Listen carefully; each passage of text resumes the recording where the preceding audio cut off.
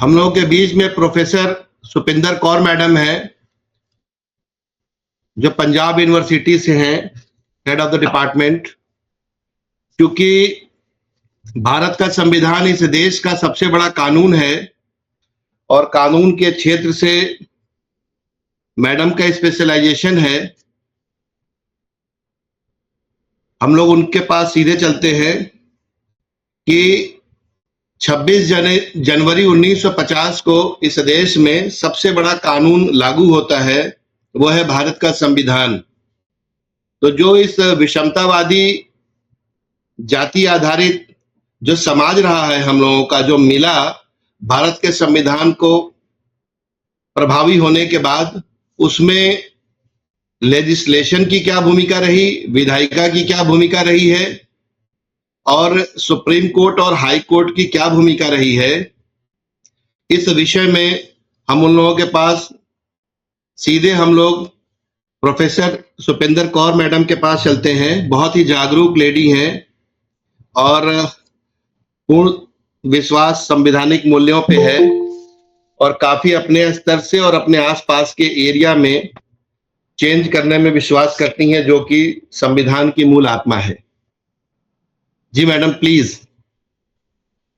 Ji sir, thank you so much sir. आपने कुछ अच्छे शब्द मेरे लिए इस्तेमाल किए। मैं कोशिश करती हूँ कि जो काम मैं कर सकती हूँ अपनी तरफ से, क्योंकि इतनी सारी पॉपुलेशन है, थोड़ा थोड़ा हम कंट्रीब्यूट करेंगे किसी भी विषय पे तो it does make a difference. तो चेंज ऐसे आता है, हम किसी और से उम्मीद नहीं लगा सकते कि वो चेंज हो, वो बदले, ये बदले। पहले हम खुद की तरफ से कोई एफर्ट करेंगे, फिर ही हम कुछ ज्यादा एफर्ट्स इकट्ठी करके बदलाव की तरफ चल सकते हैं। और सबको नमस्कार। आज का जो विषय है, आज हमने डिस्कशन का आपने जो टॉपिक रखा है, बहुत ही क्लियर है, बहुत ही बोल्ड है, बड़ा ट्रांसपेरेंट है कि हम एक तरफ नेशनलिज्म की बात करते हैं और दूसरी तरफ हम कास्टिज्म के सफरर हैं। सो राष्ट्रवाद वर्सेस जो का जातिवाद है, इस पे डिस्कशन करना भी लोग अच्छा नहीं समझते। जी जी जी। क्योंकि कई जगह पे लगता है कि ये भी दे दिया कॉन्स्टिट्यूशन में, आपको ये भी दे दिया, आपको प्रोटेक्शन भी मिल गई, और कितना आगे आना है आपने, बाकियों का भी हक मार रहे हो। अब जो हालात है वहां के पर पहुंच गए हैं कि सिर्फ जाति ही क्यों, जाति के अलावा भी जो है बहुत सारे लोग हैं जो गरीबी की रेखा से नीचे हैं, जो इकोनॉमिक स्ट्रॉन्ग नहीं है, वो जाति से भी भयंकर तरह की स्थितियों में जी रहे हैं। तो उनको उनको महत्व क्यों नहीं? तो इसके बारे में बड़ी बात होती है बहुत सारे, और जब हम एसोसिएशन में बैठे होते हैं तो ये बात चलती है कि उसके बेस पे क्यों नहीं। तो एक मैंने उदाहरण सुनी थी, महाराष्ट्र से है, बड़े ज्ञानी लोग हैं, फूलके साहब है, उन्होंने बड़ी अच्छी किताबें लिखी हैं, रिलीजन पे भी बात करते हैं। वो कहते हैं कि हिंदू तो कोई रिलीजन ही नहीं है, विद ड्यू रिस्पेक्ट। तो उनका उनका मानना है, उन्होंने एक बड़ी अच्छी उदाहरण दी। वो कहते हैं कि एक है एससी भिखारी, ठीक है, दूसरा है ब्राह्मण भिखारी। दोनों ही भिखारी है, दोनों के में उतनी ही जो है इकोनॉमिकली वीकनेस है, वो उतने स्ट्रॉन्ग नहीं है। बाय प्रोफेशन दोनों एक हैं। बाय प्रोफेशन दोनों एक हैं।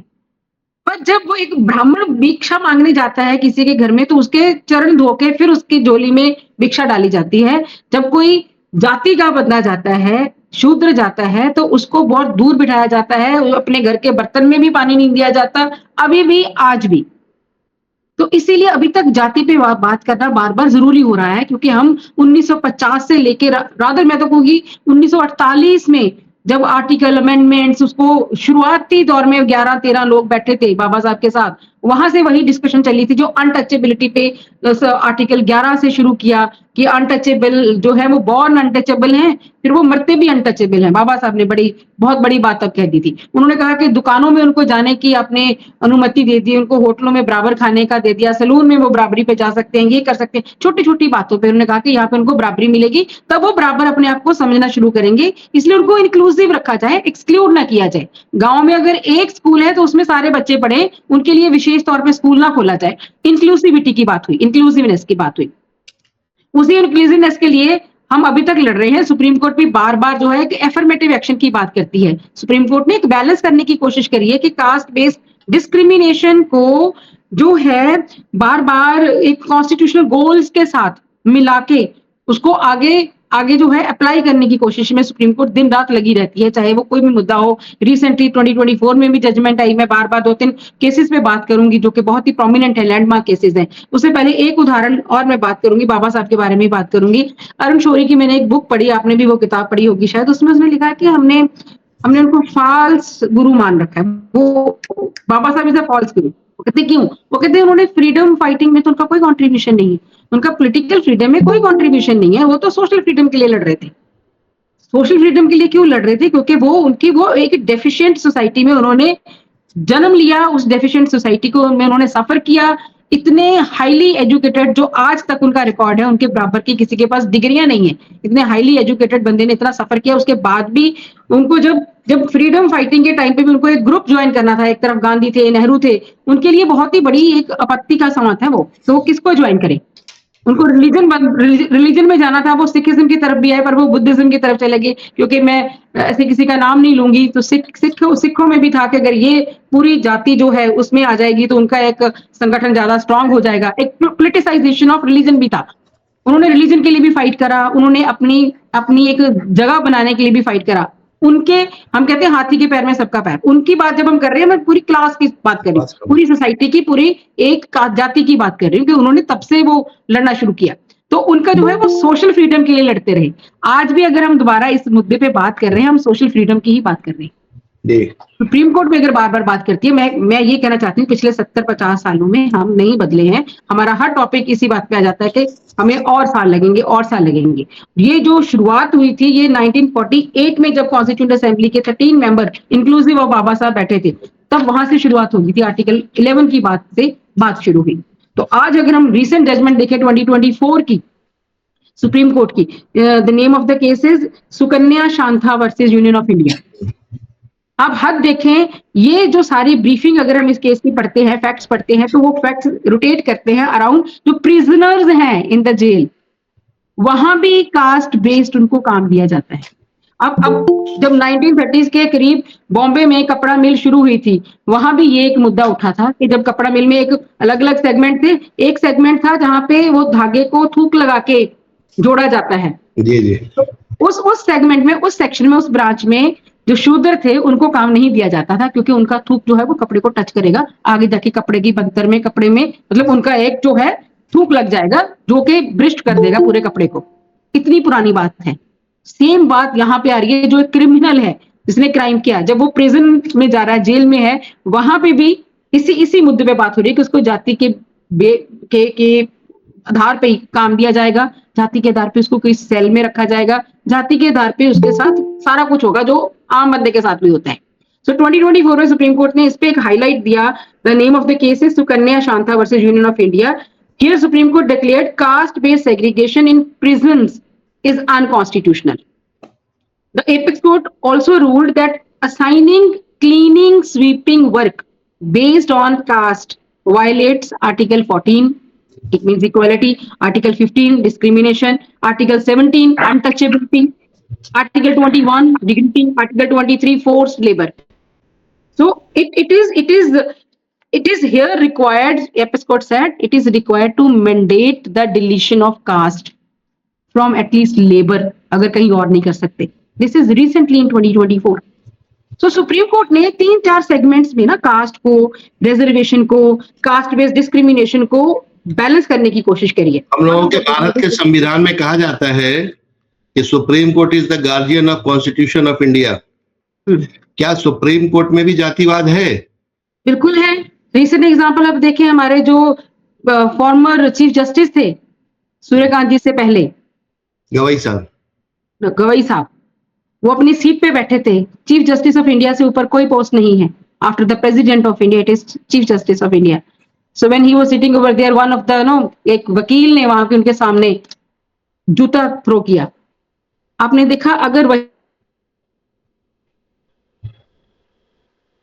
होते पूरे देश भर में धरने लग जाते, स्ट्राइक हो जाती, काम बंद हो जाता, सस्पेंशन ऑफ वर्क, वकील, सारी लीगल फ्रेटर्निटी इकट्ठी हो जाती, but nobody spoke unless few intellectuals.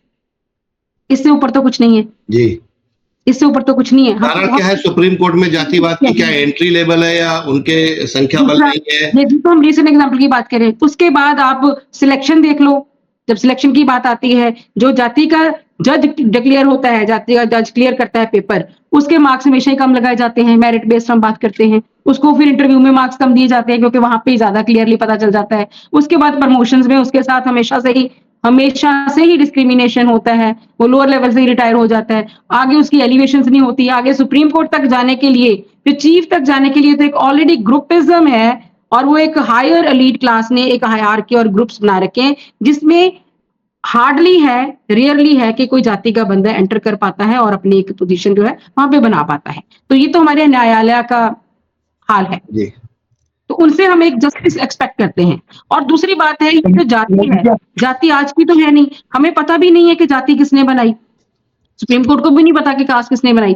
Supreme court ने, मैं फैमिली लॉ की टीचर हूँ, मेरा सब्जेक्ट है फैमिली लॉ, मैं पर्सनल लॉ पढ़ाती हूँ, तो पहला ही टॉपिक हमारा आता है who is Hindu, application of Hindu law.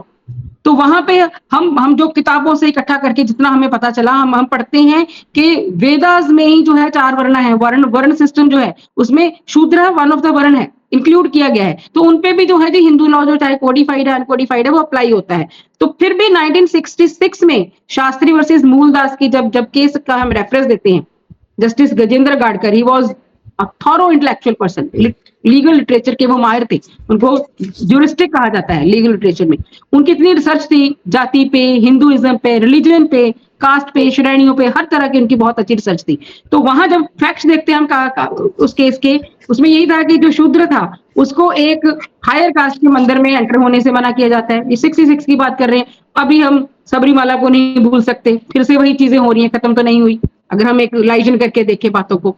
तो वहां पे जब उनको उसको मना किया गया, तो वहां सुप्रीम कोर्ट तक केस है, सुप्रीम कोर्ट ने कहा कि जब आप इज्म की बात करते हो, ये तो फेथ की बात है, और इज्म जो है हिंदुइज्म की बात करी आपने, किसी को क्लियर नहीं है कि वेदास ने हिंदुइज्म शुरू किया या हिंदुइज्म जो था वो वेदों आर्यंस का एक लाइफस्टाइल था, ये तो किसी को क्लियर ही नहीं है। पर इतना जरूर क्लियर है कोडिफिकेशन में, अनकोडिफिकेशन में, कि जो भी जो धर्म है और जाति है, ये दो अलग अलग चीजें हैं।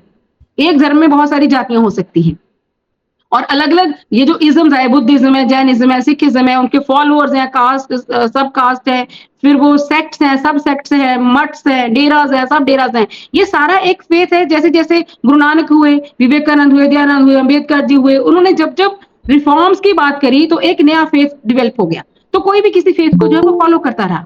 तो इसका मतलब ये नहीं है कि वो एक ओरिजिनल इज्म से डिटैच हो गए। तो किसी को भी कास्ट बेस्ड जो है किसी भी हिंदू टेंपल में एंट्री से मना किया नहीं जा सकता। It was 1966 Shastri versus Muldas, justice Gajendragadkar said.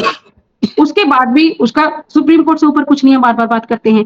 Supreme court in absence of law, supreme court is a law, क्योंकि वो इंटरप्रिटेशन का राइट रखती है। उसके बाद भी there is no as such any change. हम सुप्रीम कोर्ट की बात करें, supreme court on caste and supreme court on constitution, caste and constitution की हमने बात करी, तो ये 66 है। फिर 2024 की, फिर 1976 का हम भूल नहीं सकते, state of Kerala versus NM Thomas. उन्होंने कहा कि राइट टू इक्वालिटी जो है, it is not merely formal equality, it is substantive equality. It justified protective discrimination for scheduled caste as a means to achieve equality, not a practice of casteism. वो casteism को propagate करने के लिए नहीं है, equality की बात वो नहीं कही। आर्टिकल 14 ने इक्वालिटी की अगर बात की, उसने कहा कि ऑल आर इक्वल, मतलब उसने फ्रेटर्निटी की बात करी कि हम एक डिग्निफाइड इक्वालिटी एंड फ्रेटर्निटी को बिलोंग करते हैं। वही कॉन्स्टिट्यूशन का गोल है, a casteless society. Constitution had professed a casteless society, उसी को बार बार इंटरप्रेट करा है सुप्रीम कोर्ट ने और एम्फेसाइज किया है। Then again I will cite the case of state of Karnataka versus Appu Bhalu इन गेले, जो 1993 का केस है। उसने भी कहा कि अनटचेबिलिटी को इरेडिकेट अगर करने की हम बात करते हैं, वो तो ऑलरेडी आर्टिकल 17 में लिखा गया था, पर अनटचेबिलिटी को डिफाइन तो जो है लोग अपनी मर्जी से कर रहे हैं। अनटचेबिलिटी को कॉन्स्टिट्यूशनली अगर हम आर्टिकल 14, 15, 16, 15(4), 15, 16(4) सारे आर्टिकल्स को within letter and spirit understand करने की कोशिश करें, जो supreme court time and again various landmark judgments में कह रही है, तो हमें क्लियर हो जाता है कि ये कास्टलेस सोसाइटी की बात करेगी कॉन्स्टिट्यूशन में। It is merely giving certain protections to the people belonging to a certain caste, that too not in every sphere of their life, in particularly few segments of their life. और क्योंकि article 14 कहता है मैं हर बार emphasise करती हूँ, equals are to be protected equally.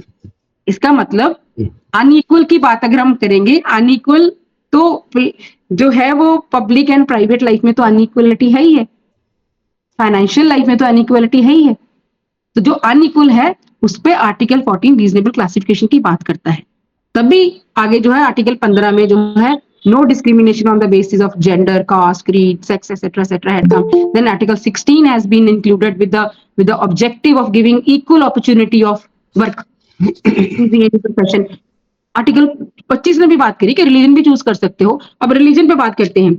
अभी again 2026 की रिकन्वर्जन पे एक जजमेंट आई है, अगर आपने सब देखी हो, अभी प्रॉपर साइट नहीं आई, उसमें है कि जो एक person belonging to SC community, he converts to a non Hindu religion, Hindu है, ऐसे is a Hindu, non Hindu religion में वो कन्वर्ट कर जाता है। अब रिकन्वर्जन की परमिशन भी है, he can reconvert to Hinduism. अब जब रिकन्वर्जन की वो बात आती है कि अब रिकन्वर्जन के लिए again he if he has to take benefit of his caste, क्योंकि there is conversion of religion, it is not conversion of caste. अब रिकन्वर्जन के लिए बैक टू हिंदुइज्म आ सकता है, back going to that caste, उसको पूरी community की जो है कंसेंट और प्रॉपर एक्सेप्टेंस जो है वो जरूरी है, क्योंकि वहां कास्ट के साथ बेनिफिट्स जुड़ गए हैं, religion and constitutional benefits, constitutional benefit जुड़ गए हैं। हमें दिक्कत क्या आ रही है, हमें कास्ट एंड रिलीजन में फर्क करना नहीं आ रहा है, हम दोनों को पैरिटी में पैरेलली लेके चले हुए हैं, इसलिए हमें सबसे बड़ी दिक्कत आ रही है। कन्वर्जन जो है वो रिलीजन का है, कास्ट का नहीं है।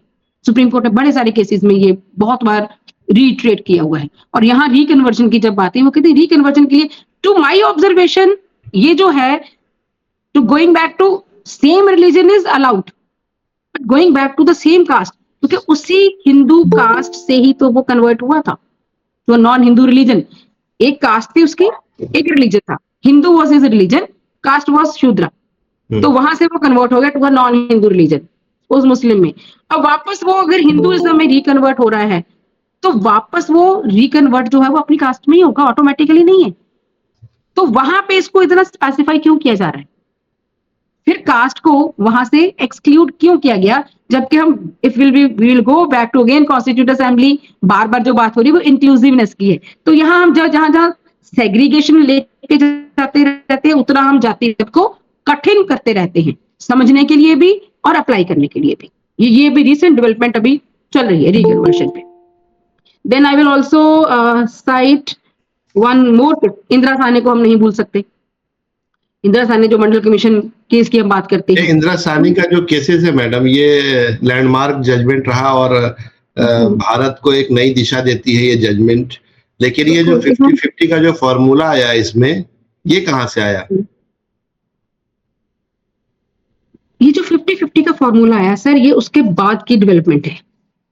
तो 50-50 का फॉर्मूला आया, हम जस्टिस रोहिणी कमीशन की जो रिपोर्ट है हम उसको नजरअंदाज नहीं कर सकते। और जब इंदिरा साहनी को 1992 एक आई थिंक 100 से ज्यादा पेजेस की जजमेंट है, वो जब आप बहुत सारे ध्यान से पढ़ोगे, फिर जब 2022 में जो रिसेंट जजमेंट है जिसपे ये 50-50 का जो एक मुद्दा आया है, वो है जनहित अभियान वर्सेस यूनियन ऑफ इंडिया।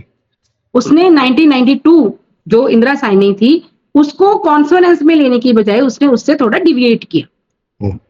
अगर हम देखें इंदिरा साहनी को, इंदिरा साहनी ने जो है उसने बात करी थी कि ओबीसी कोटा मंडल कमीशन के बाद लागू करने की उसने बात करी, 27% कोटा की बात होनी शुरू हो गई कि ओबीसी में, क्योंकि अदर बैकवर्ड क्लासेस में, अब अदर बैकवर्ड क्लासेस में हम पिछले दिन की डिस्कशन में भी उनकी बार बार बात कर रहे थे, हमारे पास वो जो है वो नंबर बहुत ज्यादा है, अदर बैकवर्ड क्लास का बहुत ज्यादा नंबर है। अच्छा, फिर आगे आगे आगे जो डेवलपमेंट रोज की रोज हो रही है उसमें एक डेवलपमेंट ये भी है कि कास्ट विद इन कास्ट, सब कास्ट, जब हम SC ST में कास्ट या सब कास्ट की बात करते हैं उसमें फिर एक कंक्रीटली अब हमारे पास एक अंकड़े हैं, ओबीसी में जाके हमारे पास फिर वो अंकड़े नहीं आते।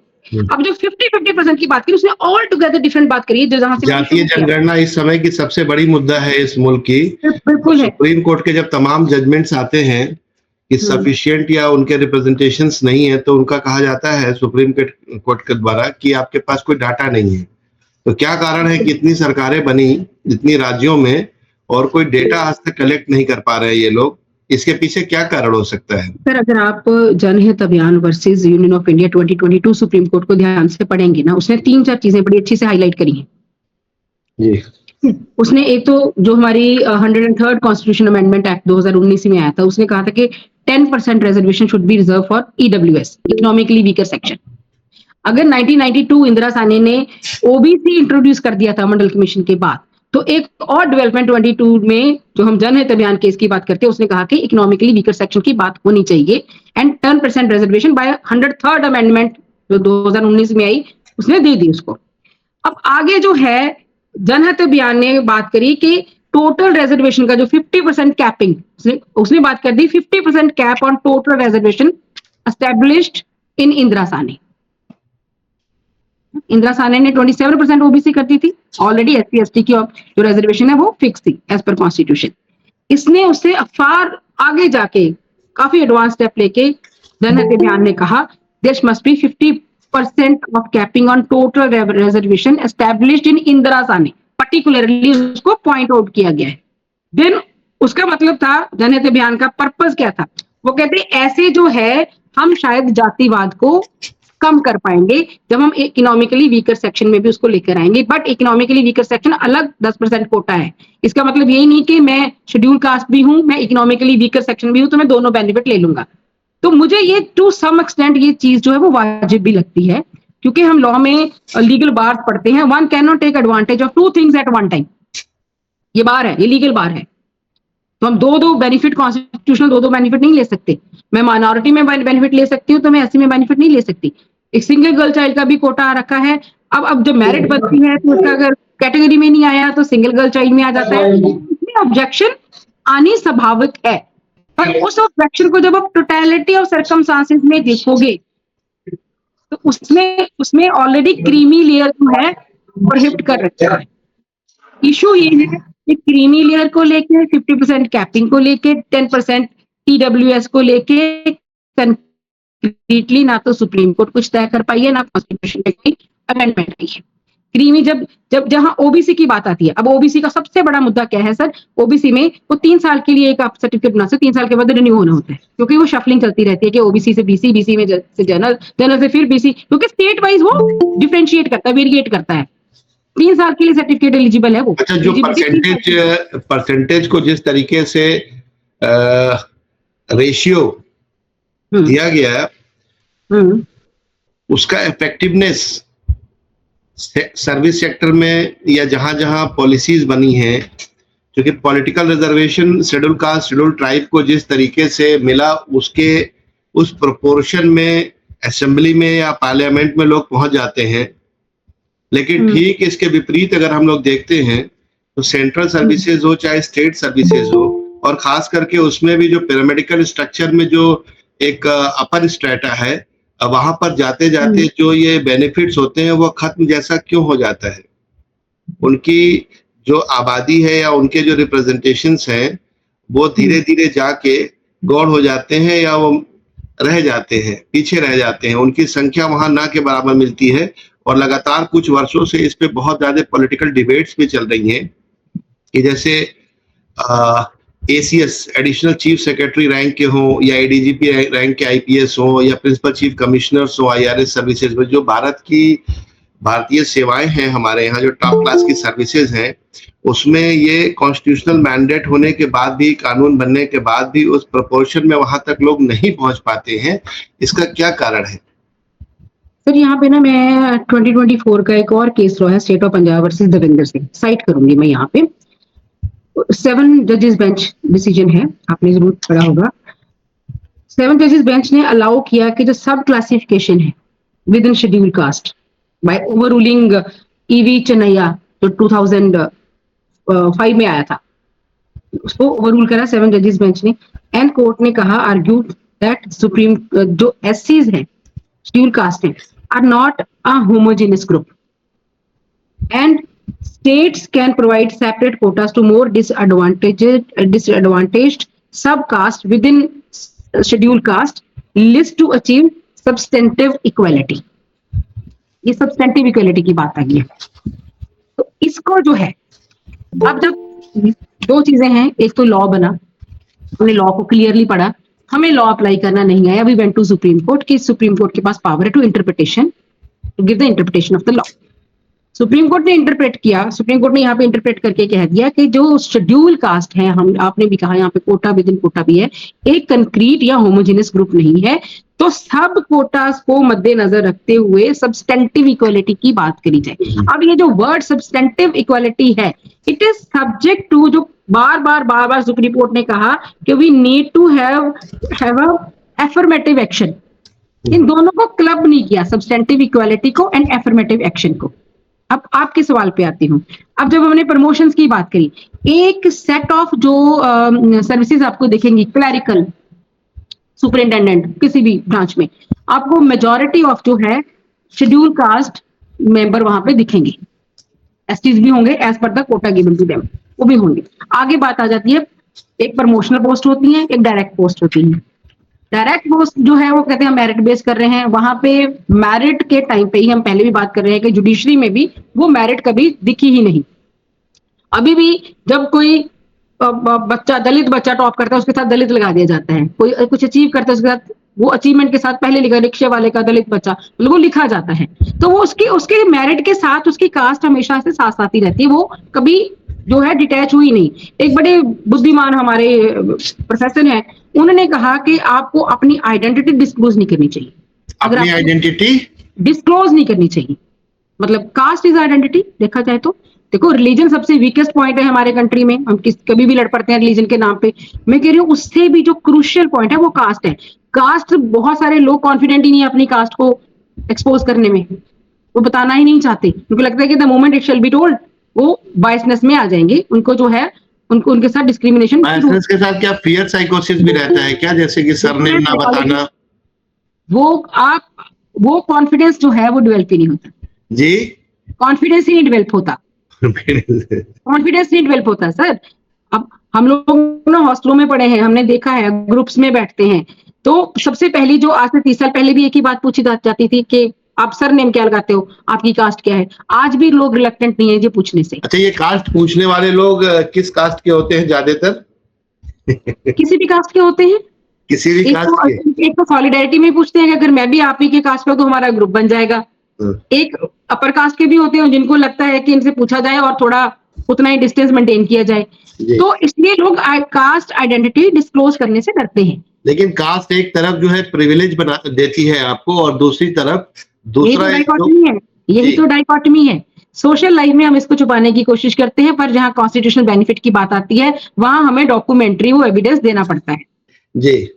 तो वो जो डॉक्यूमेंट हो जाती है तो डॉक्यूमेंटेड तो सबके सामने भी आएगी। वो जो डाइकोटमी साइकोलॉजी है, एक जो शूद्र कास्ट का बच्चा है, SC ST OBC, इसकी मैं बात करूं, वो जितना मर्जी मेरिटोरियस हो, वो इस जाल से बाहर ही नहीं आता, नहीं आ पाता, उस जाल से बाहर ही नहीं आ पाता। आज छोटा सा अनुभव रहा जो है 26 में भी बाहर नहीं आ पाएगा। 17.5 years का एक अनुभव रहा जुडिशियल फ्रेटर्निटी में, जुडिशियल सर्विसेज में रहा।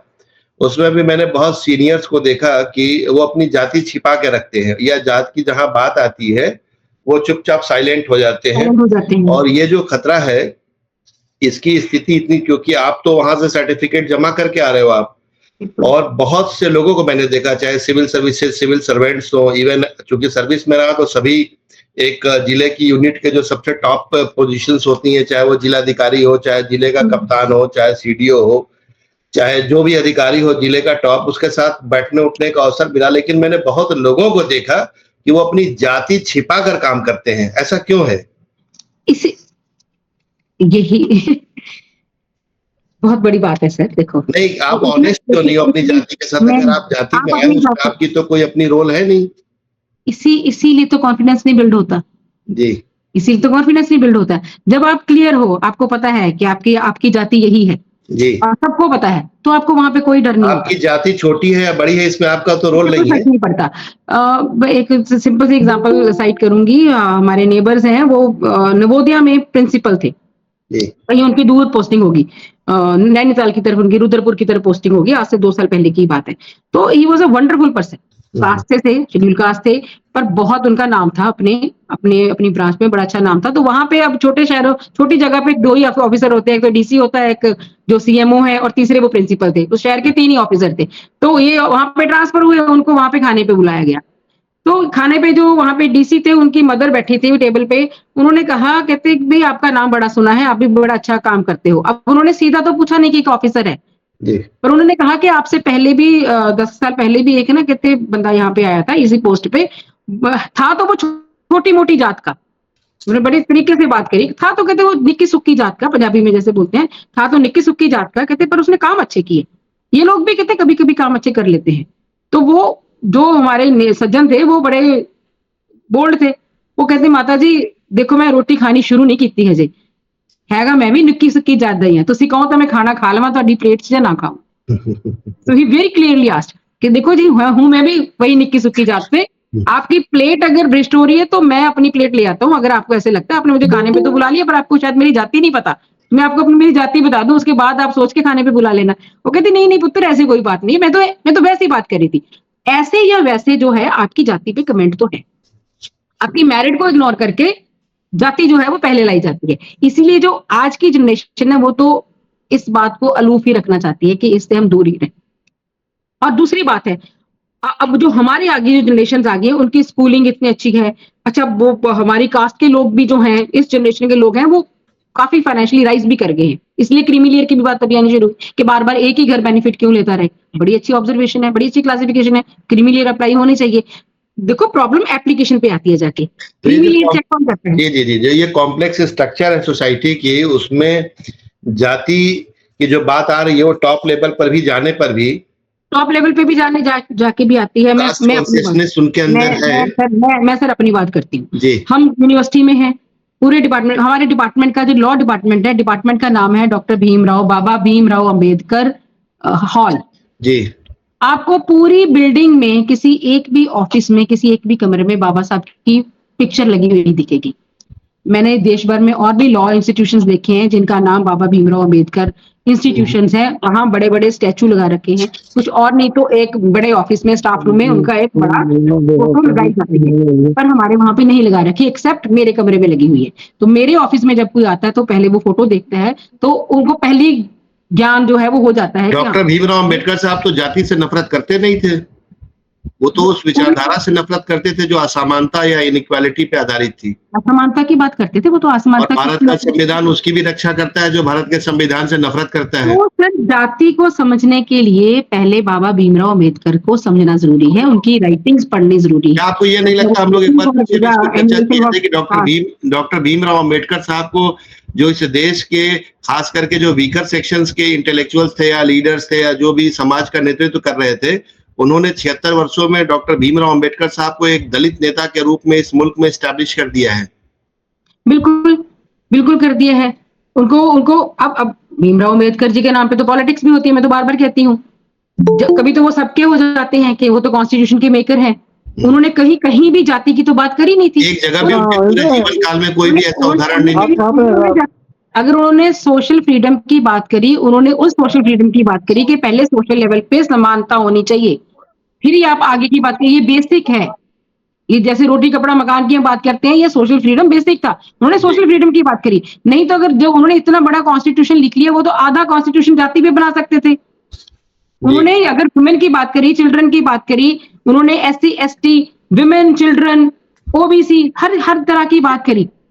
उन्होंने तो इंक्लूसिव बात करी ना, सबकी बात करी, सबके बारे में बात करी। उन्होंने सिर्फ जाति की बात नहीं करी, कहीं भी नहीं करी। उन्होंने सोसाइटी की बात करी। उन पे ये भी एलिगेशन लगाया गया कि वो तो अंग्रेजों के साथ भी मिल गए थे, कि वो उनके साथ जाके बैठते थे।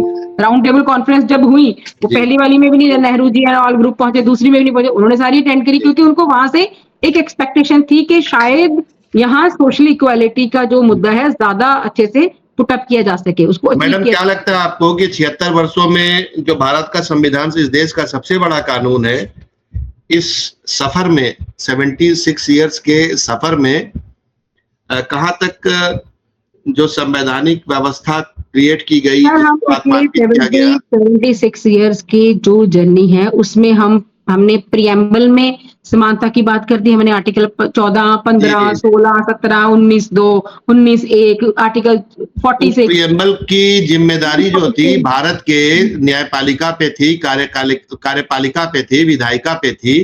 तो क्या लगता है कि 76 वर्षों में वो ढांचा और मजबूत हुआ है या कमजोर हुआ है? कमजोर हुआ है, कमजोर हुआ है। कमजोर हुआ है। उसके जिम्मेदार मुझे लगता है कि फिर भी 70 साल पहले जो थी एक सोशल इनइक्वालिटी जरूर थी, सोशल इनइक्वालिटी में इंक्लूसिव ऑफ एवरीथिंग। यहाँ अब स्पेसिफिकली कास्ट इनइक्वालिटी दिखती है, अब ज्यादा स्पर्श है, ज्यादा स्पष्ट है, ज्यादा तरीके से फील की जा रही है। डिस्पाइट द फैक्ट, अब आपने जो हमारा वो डिस्कशन बीच में रह गया कि प्रमोशन तक जाते जाते ऊपर तक क्यों नहीं आते, बहुत थोड़े हैं।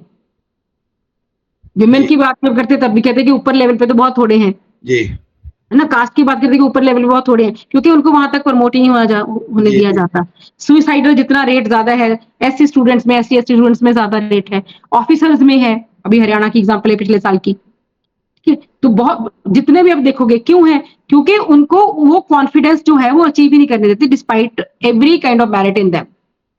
लेकिन एक जब सकारात्मक जब पक्ष ये भी तो है जब कि विमेन की 76 बात वर्षों के आती है बाद तो विमेन जो इस देश में जितने भी इलेक्शंस हो रहे हैं, पॉलिटिकल एंगल पे मैं बात कर रहा हूँ, उसमें भारत के संविधान को लेकर 2024 का इलेक्शन हुआ और सीधा आया पहली बार इस तरीके से कि भारत के संविधान को हाथ में लेकर जो लीडर्स हैं पॉलिटिकल पार्टीज के, वो सामने आ रहे हैं कि एक तरफ भारत का संविधान खड़ा है, दूसरी तरफ दूसरी व्यवस्था चल रही है। तो ये एक सकारात्मक संदेश हम लोग देख सकते हैं और लोगों में कॉन्स्टिट्यूशन ऑफ इंडिया के प्रति अवेयरनेस भी काफी बढ़ी है विगत वर्षों में, क्योंकि हर कोई अब भारत के संविधान की बात कर रहा है। ऐसा नहीं लगता आपको? सर, जो जिस दौर में हम चल रहे हैं ना, जिस बारे में ज्यादा बात होनी शुरू हो जाती है, उसको बदलने की कोशिश शुरू हो जाती है। आपको नहीं लगता कि कॉन्स्टिट्यूशन को बदलने की बहुत सारी कोशिश करी जा रही है? जी, एक हमने पिछले हफ्ते डिस्कशन किया, उससे पहले भी कॉन्स्टिट्यूशन के हर आर्टिकल पे एक टिप्पणी आ रही है कि ये तो अब जो है well in coordination of society है नहीं, इसको भी चेंज कर दो। वो कह रहा है कि ये कॉन्स्टिट्यूशन ही जो था इस सोसाइटी के लिए नहीं बना था, पूरे कॉन्स्टिट्यूशन को चेंज करने जितनी अवेयरनेस आती है, जिस चीज को हम डिस्कशन में ज्यादा लेकर आना शुरू कर देते हैं, वो चीज बदलनी नहीं शुरू हो जाती। मैंने तो ये पोलिटिकल सेटअप में यही देखा है पिछले पिछले पिछले एटलीस्ट 5-6 सालों से, तो एक ही तरह की जो है परिस्थिति चल रही है कि स्पीड तेज हो रही है। आज हम जिस बात पे बात कर रहे हैं, क्योंकि आज की बात थोड़ी ना है। अगर कास्ट की बात है, जो जो मौजूदा सरकार है वो बार बार कहती है कि सारों को हमने, सबकी जो है प्रगति, इकट्ठी प्रगति, सबकी समानता, पर कास्ट को लेके तो बहुत सारा डिस्क्रिमिनेशन सरकार खुद ही करी जा रही है जी, जी, जी। ना। अगर हम ऑपोजिशन की सरकार की बात करेंगे, उनके लिए भी वोट बैंक हो सकता है कि अभी हम इस लेकिन हम कास्ट के लोगों ने साथ अभी शपथ लिया है कि हम भारत के लोग। Sir, we the people of India, हम तो भारत के लोग सारे ही हैं ना फिर, सारों में, दुनिया मिलके भर में। बदलेंगे। अगर सर वर्ल्ड वॉर चल रही है आज, फिर हम एप्रीहेंड कर रहे हैं कि वर्ल्ड वॉर है, उसका रीजन क्या है? This is differences of opinion. अगर हम सारे एक समान सोचना शुरू कर दें, तो मुझे तो नहीं लगता कि दुनिया भर में कोई भी कॉन्फ्लिक्ट या कोई भी क्लेश जो है, जो इतने पड़े वो रहे। जी, फर्क तो सिर्फ डिफरेंस ऑफ ओपिनियंस का ही है ना, ये बहुत अच्छी इंटरप्रिटेशन बात की रखी बात है। आपने और बहुत आप बेबाकी से देखिए, बहुत सीधा और सटीक आपने अपने अब एक विचार लास्ट किए बात हैं जो करूंगी। वर्तमान में। जी, मुझे सर लगता है, पता नहीं ये प्लेटफॉर्म बात करने का है या नहीं नहीं है, बिल्कुल पर है, आप मैं बोलिए, क्योंकि मैं यही फिर भी ये वो बात स्वतंत्रता करूंगी। भी आपको भारत के संविधान से ही मिल रही है।